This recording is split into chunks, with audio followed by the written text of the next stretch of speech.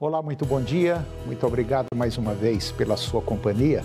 Está começando mais uma edição do programa Agronegócio e eu desejo a você um dia muito abençoado. E no programa de hoje nós vamos comentar sobre a produção de carnes aqui no Brasil. Vamos falar do mercado do trigo brasileiro. Eu vou conversar com Guido Juliano Martins de Araújo. Ele é diretor do Instituto Saga das Águas. E nós vamos falar sobre o Brasil, que é uma potência agroambiental. Você vai ver que uma problemática exige uma grande solucionática. A China está mais uma vez diante da peste suína africana. E eu vou conversar com Júlia Guizzi. Ela é analista em agronegócio e nós vamos falar sobre a produção de soja que deve bater mais um recorde. O programa Agronegócio já está no ar.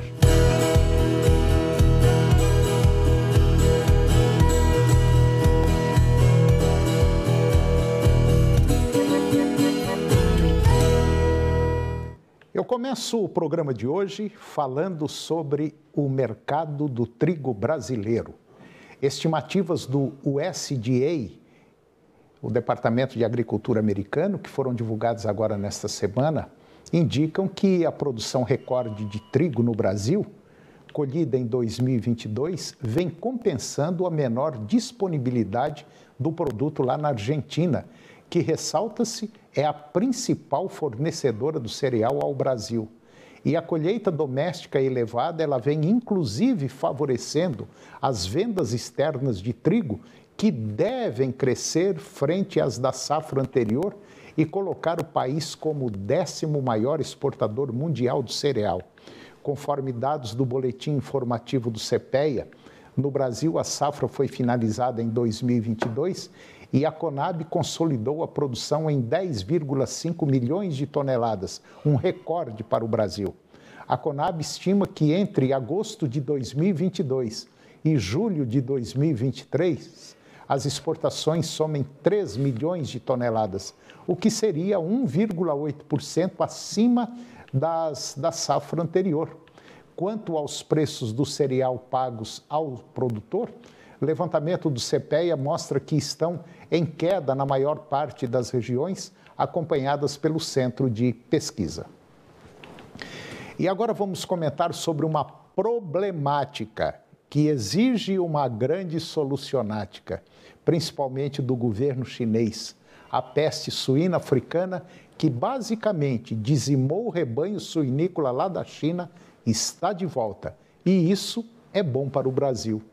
Um aumento nas infecções por peste suína africana lá na China deve reduzir a produção de suínos ainda este ano. Pelo menos é o que apontam analistas de fazendas naquela região e agora nessa semana, elevando os preços no maior consumidor mundial de carne suína e à medida que a demanda se recupera.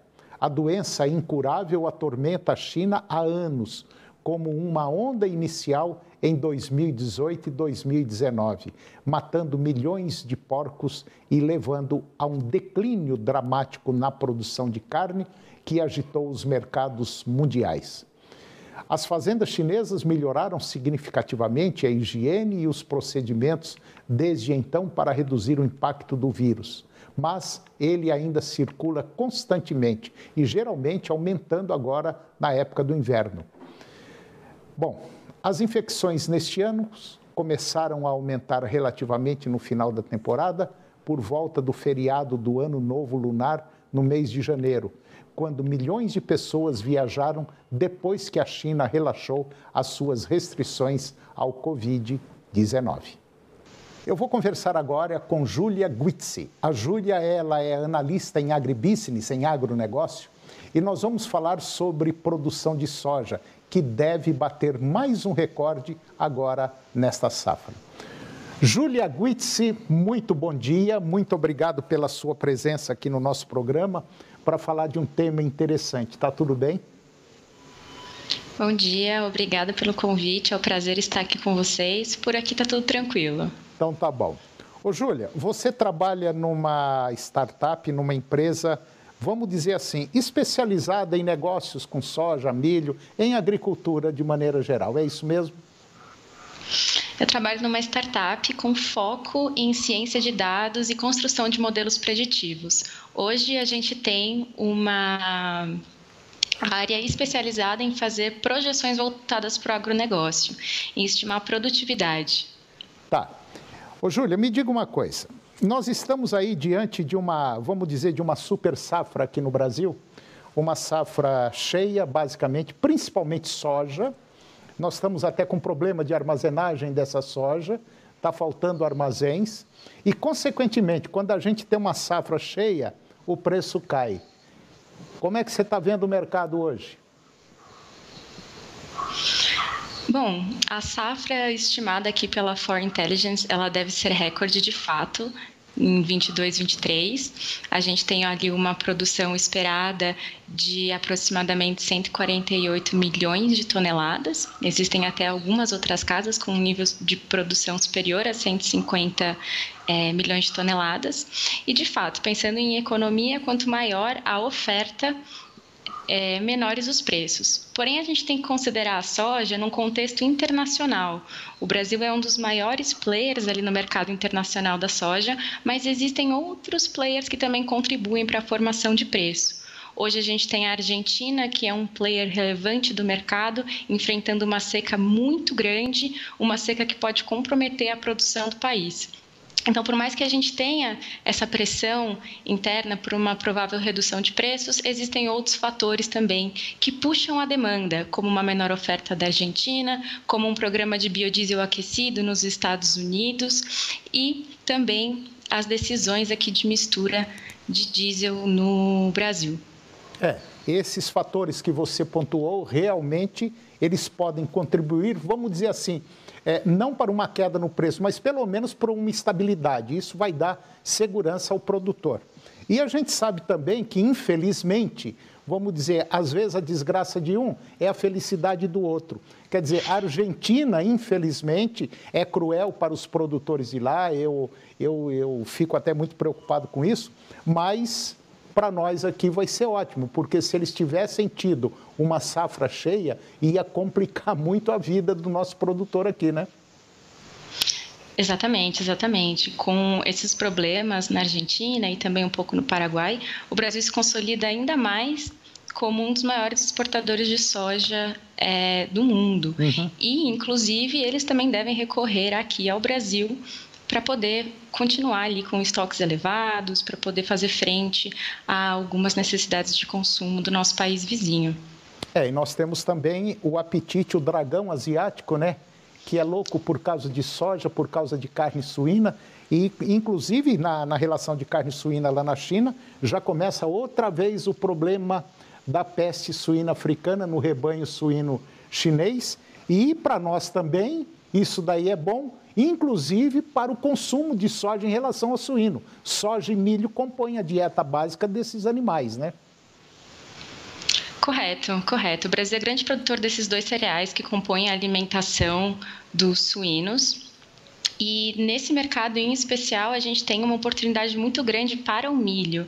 Anteriormente, a China não comprava, não importava milho brasileiro, sim, mas a partir de novas tratativas, o mercado brasileiro agora está conseguindo exportar para a China. Nos últimos meses, a gente já enviou aproximadamente 2 milhões de toneladas para o país asiático. E isso só reforça o apetite da China por esse tipo de cereal, que está relacionado com a migração da população para áreas urbanas, a transição do país para um país de renda média, mudanças de hábito de consumo. Quando a gente tem um choque como esse de uma doença que afeta o rebanho, fica mais complicado. O produtor chinês também tem suas margens encolhidas, mas a demanda pelo produto brasileiro, tanto a soja quanto o milho, continua elevada e isso é de fato também uma pressão ali sobre os preços dos cereais. Eu sempre digo o seguinte, a gente pode viver meio sem roupa, meio sem energia, meio sem combustível, mas sem comida ninguém vive. E o chinês, a gente sabe, se você erguer uma pedra, tem 3, 4 chineses lá embaixo. Então, esse pessoal precisa comer. Então, eu vejo o mercado brasileiro não como assustador em relação à soja, como muitos produtores estão prevendo aí. Tá certo, deu uma queda no preço, tal. Mas o mercado externo, eu tenho certeza absoluta que vai dar uma sustentabilidade ao mercado brasileiro. Com certeza. Aqui na For Intelligence, a gente tem uma projeção de exportação na casa dos 93 milhões de toneladas, que é também um recorde no mercado internacional. No ano passado, a gente não chegou na casa ali dos 80 por conta de uma quebra de safra muito severa. Porém, é um número muito maior do que o da safra anterior, que é a safra de 2021, quando não houve quebra, né? Naquele momento, as exportações elas estavam na casa de 82 milhões de toneladas. Então, é um crescimento ali de mais de 10 milhões de toneladas destinadas ao mercado externo. Pois é, quando a gente fala em milho, o milho me preocupa muito mais do que a soja. Porque a soja nós temos um mercado aí tranquilo, vamos exportar mais do que os americanos, vai bater na casa dos 90 milhões, está crescendo muito. Mas agora o milho me preocupa porque o Brasil utiliza muito milho, principalmente em suínos e aves, né? Sim, o maior fator de consumo de milho é o milho para fabricação de ração. E com essa entrada da China, né, no mercado brasileiro, a tendência é que o mercado interno comece a disputar espaço com a China. E quem consome milho internamente tem que fazer frente a uma possível oferta ali do mercado chinês. Então, existe um componente de pressão dos preços internos do milho no próximo ano. Mas tudo isso é muito incerto. O apetite total da China para o milho brasileiro, ele ainda está sendo tateado no mercado. A gente pode ter a certeza de que eles vão continuar vindo aqui consumir o milho, mas o volume e o tamanho da ameaça que eles podem representar para consumidores internos ainda é muito incerto. É verdade, concordo com você.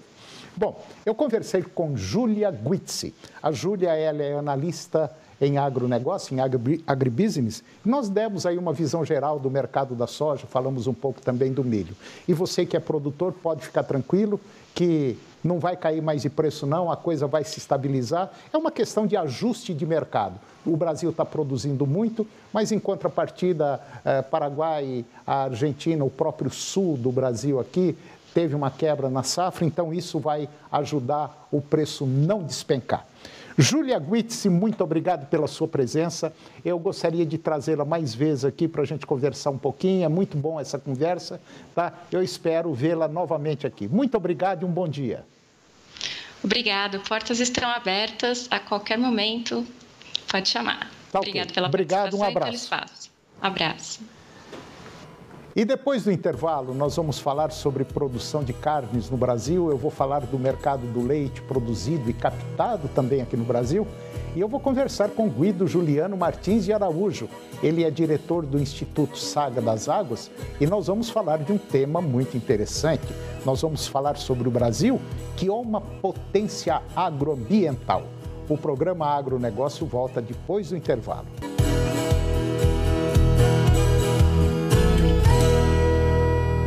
E aí, tudo bem? Você já percebeu que com o volume de chuva maior, transtornos como este têm sido mais frequentes? Olha o que a gente está vivendo aqui, gente, pelo amor de Deus! E o que tem sido feito para evitar tudo isso? A nossa série de reportagens sobre drenagem urbana continua.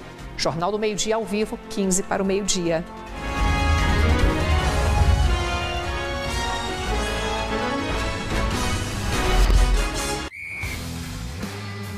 Futebol é amor, paixão, emoção, garra, movimento, sonho, união, trabalho, dedicação, irrigação, amador, profissional, society, jardim, gramado, início. Pronto. Precisou? É Safra!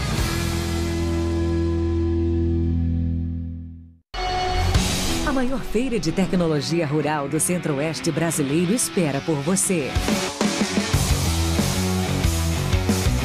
Tecnoshow Comigo 2023. 20 anos. Trazendo inovação e conhecimento para o agronegócio brasileiro. De 27 a 31 de março, em Rio Verde, Goiás. Acesse tecnoshowcomigo.com.br e fique por dentro de tudo. Realização Comigo. Canal TV Agro. Apoio Campo Nutrição Animal. Campo é mais que nutrição, é precisão. Planalto Máquinas e Implementos Agrícolas. Revendedor Valtra. Goiânia, Jussara, Itumbiara e Porangatu. Estância Bahia Leilões. Estância Bahia Leilões a serviço da pecuária brasileira. E Nutroeste Nutrição Animal. Nutroeste é tecnologia de resultados. Sintonize boa música, alegria e informação em diferentes regiões de Goiás. Rede Serra Dourada. 12 emissoras formando a maior rede de rádios do estado, comunicando para mais de 50 municípios. Rede Serra Dourada. É bom ouvir.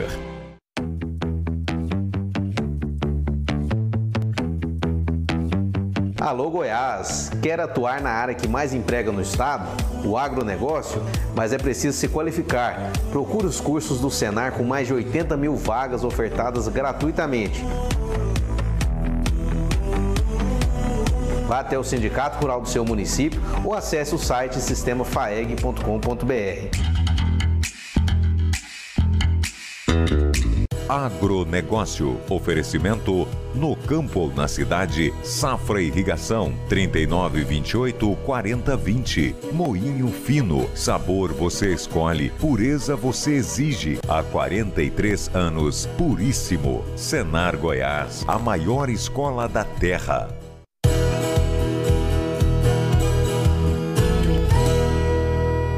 Nós estamos de volta e agora vamos comentar sobre a produção de carnes aqui no Brasil, suína, bovina e frango. Os dados fazem parte da estatística da produção pecuária que foi divulgada agora pelo IBGE. Após 2 anos seguidos de queda, o abate de bovinos voltou a crescer em 2022, totalizando aí 29,8 milhões de cabeças, representando um aumento de 7,5%, ou 2 milhões a mais de cabeças bovinas abatidas frente a 2021. Esse aumento de 19% no abate de fêmeas, ele foi fundamental para essa retomada. E são os ciclos da pecuária, né? Depois de um período de retenção das vacas, das fêmeas, para a procriação, seguido pela entrada dos bezerros no mercado e a sua consequente desvalorização pelo aumento da oferta. As fêmeas começam a ser destinadas ao abate. A produção nacional de ovos de galinha superou em 1,2% o resultado de 2021, estabelecendo novo recorde em 2022, com a marca de 4 bilhões de dúzias de ovos. O abate de suínos também, ele foi recorde na série histórica, com 56 milhões de cabeças abatidas, um crescimento de quase 6% na comparação com o ano anterior. E agora vamos comentar sobre o mercado do leite produzido e captado aqui no Brasil. O fenômeno Laninha, ele provocou uma seca monstruosa na região sul do Brasil, prejudicando as pastagens e, consequentemente, fazendo a produção de leite cair. Os altos custos de produção que influenciam o preço do leite, envolvendo ração, energia e combustível, associados à baixa demanda no mercado, foram outros fatores importantes. E o leite captado em 2022 alcançou a marca de 23,8 bilhões de litros, uma redução de 5% em relação à quantidade registrada em 2021. E a segunda queda consecutiva após o recorde observado em 2020. Minas Gerais manteve a liderança no ranking nacional, com 24,5% de participação, seguida pelo Paraná, 14,3%, e o Rio Grande do Sul, 13,3%. E agora eu vou conversar com Guido Juliano Martins de Araújo. O Guido, ele é o diretor do Instituto Saga das Águas, e nós vamos falar sobre o Brasil, que é uma potência agroambiental. Guido Juliano, bom dia. muito obrigado mais uma vez pela sua presença aqui. Tudo bem? Bom dia, Antônio. Tudo bem. Guido, é o seguinte, a gente sempre comenta que o Brasil é o futuro, já é futuro. O Brasil é o país do futuro.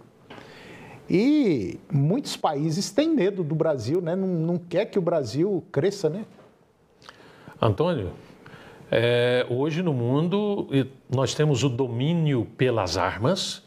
Os países mais armados são dominantes no planeta Terra, mas existe também o domínio pela posse e a produção de alimento. Não adianta você ter armas se você não tem alimento para a população.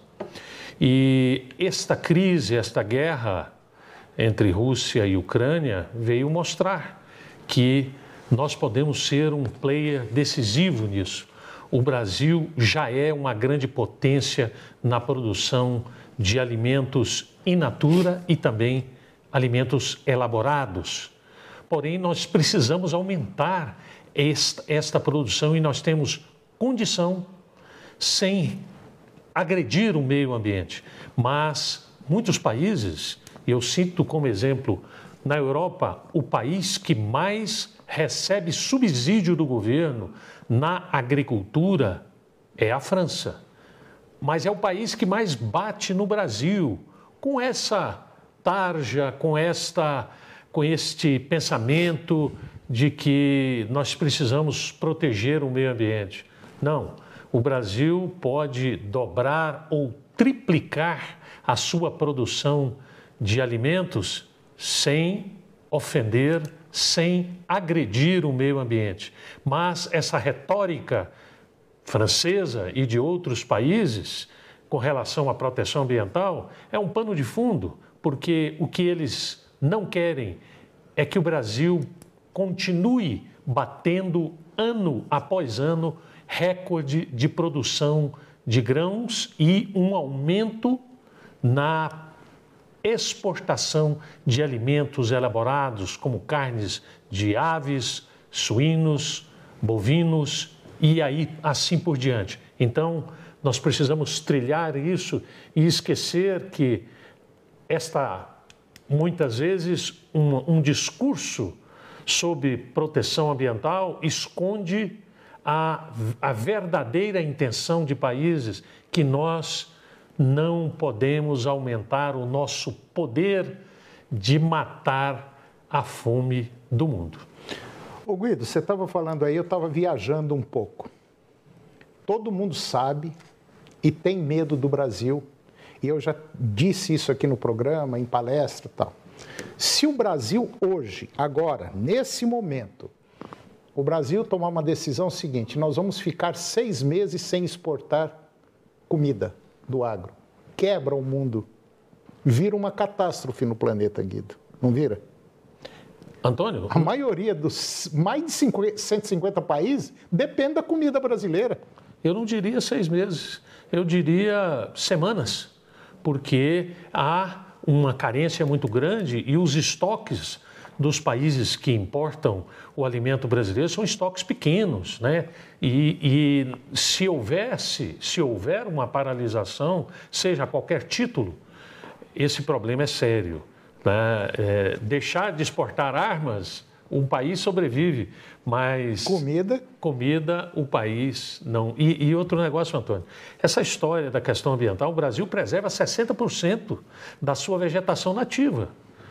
Nós precisamos, a Embrapa mesmo vem trabalhando para se produzir mais numa mesma unidade de área. E isso é muito importante. Ano após ano, nós aumentamos a nossa produtividade. Isso é muito bom. É pesquisa, são variedades novas, são técnicas agronômicas mais apuradas.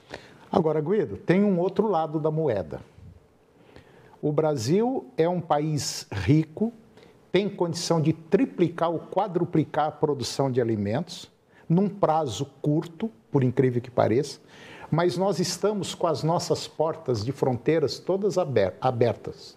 Ou seja, o Brasil é um país que corre um risco de sofrer uma invasão de um grande país do mundo.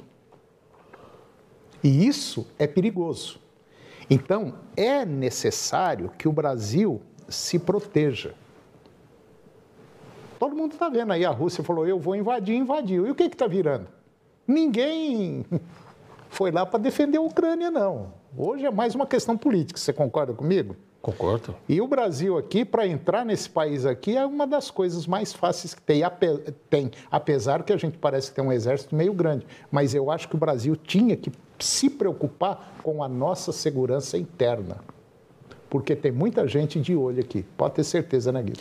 Antônio, e a gente se preocupa muito, a gente vê a tática da China de emprestar dinheiro para países e muitas vezes o país não tem condição de pagar e a China simplesmente diz, igual um país aqui na Ásia que não se tornou insolvente, não conseguiu pagar a China falou, eu quero o domínio dos portos por X anos. Quer dizer, é uma invasão branca.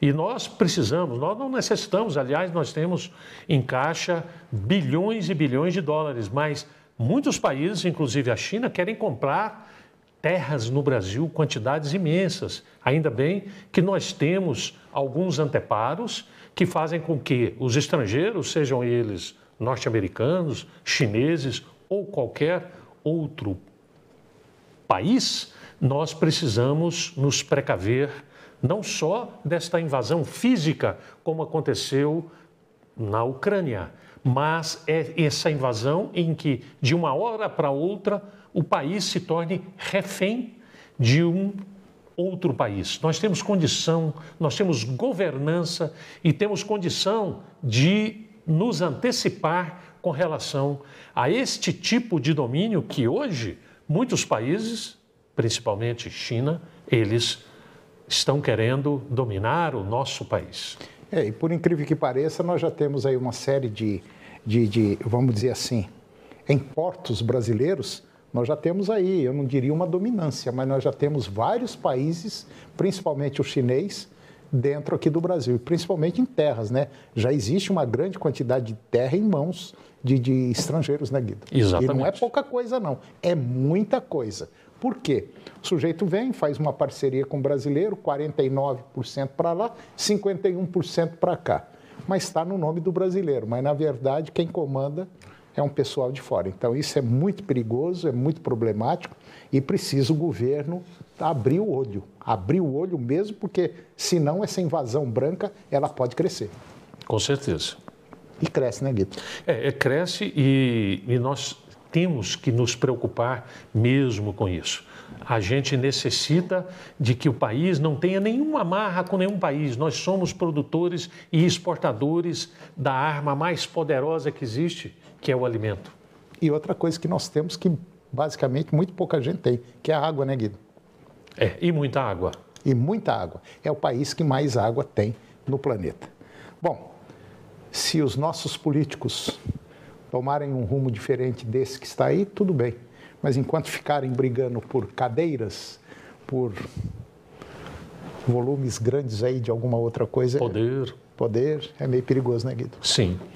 Guido, mais uma vez, obrigado pela sua presença aqui no nosso programa, sempre engrandecedor, e até a próxima. Até a próxima. Bom, e o programa de hoje chegou ao fim. Eu termino o nosso programa com a seguinte frase: não deixe que as pessoas te façam desistir daquilo que você mais quer na vida. Acredite, lute e conquiste. Um grande abraço, muito obrigado pela sua companhia, que Deus os abençoe e até o próximo programa. TV Serra Dourada SBT Goiânia. As notícias do esporte goiano e nacional do jeito que você gosta. Serra Dourada Esportes, daqui a pouco, às 11h30. A seguir, Primeiro Impacto Continuação.